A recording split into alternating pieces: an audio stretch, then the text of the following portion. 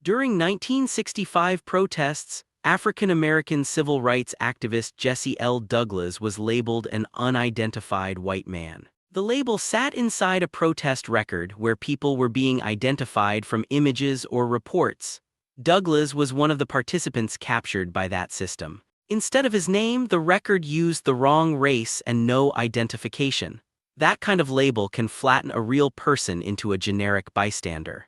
The mistake did not remove the moment from the archive, it changed who the archive said was there. So the record preserved the protest, but it hid Douglas in plain sight.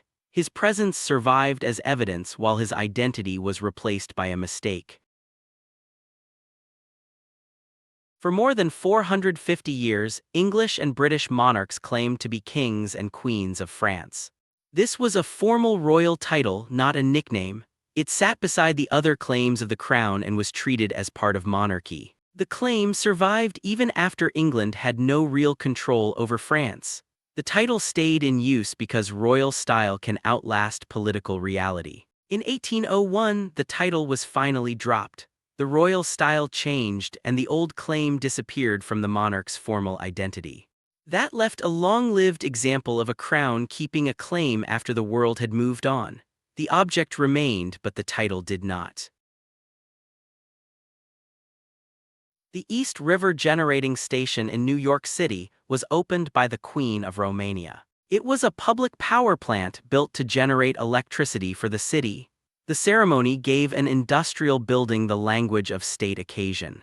The decisive detail was the opening itself. A foreign queen was attached to a New York utility launch. That turned a technical milestone into a prestige event. The station was not a palace or museum.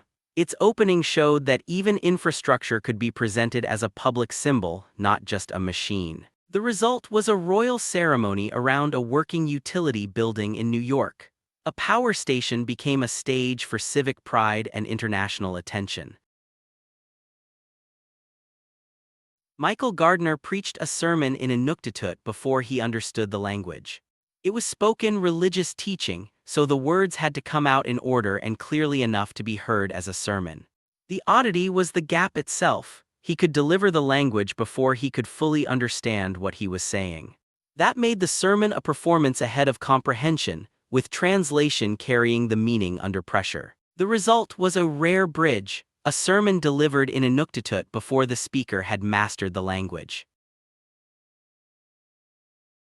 Physician Signe Salain was denied a pension because she treated fewer than 18,000 patients per year. Her work was judged by a patient count threshold, not only by years served or medical duty. That threshold was 18,000 patients a year, turning retirement support into a numbers test. Because her count fell below the rule, the pension was denied despite her medical service. One fixed number defined whether a doctor received retirement support, and Signe Salain fell outside it. Gustav Klimt's auditorium of the Old Burgtheater holds 133 notable Viennese personalities in one painted theater interior. The auditorium setting gave Klimt a public frame so the people appear as viewers, not isolated portraits. That let him place status, fashion, and posture into the same room. Klimt solved the crowd by compressing many recognizable heads and figures into a dense interior composition. The painting works like a portrait gallery built inside one audience hall. The result was not a single celebrated face but a whole Viennese circle gathered at once. Every seat, balcony, and standing figure adds to the social record. That is why the work feels less like a stage scene and more like a preserved roomful of Vienna. Klimt turned one auditorium into a document of who belonged in public life.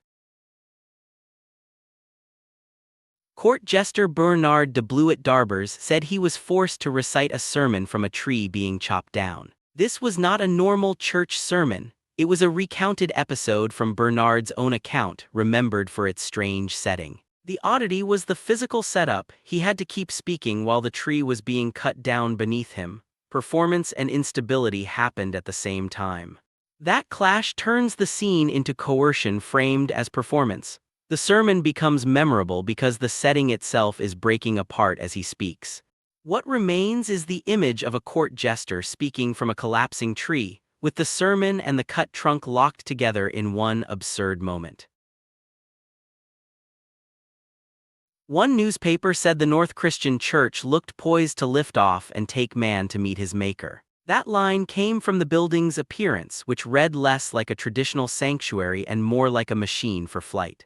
The newspaper's comparison turned a church into a launch vehicle because its form felt futuristic, not conventional. That public reading gave the building a memorable nickname in print, tied to a space-age metaphor instead of a familiar sacred style. So the church is remembered not only as a place of worship, but as a rare building described like a spacecraft ready for launch.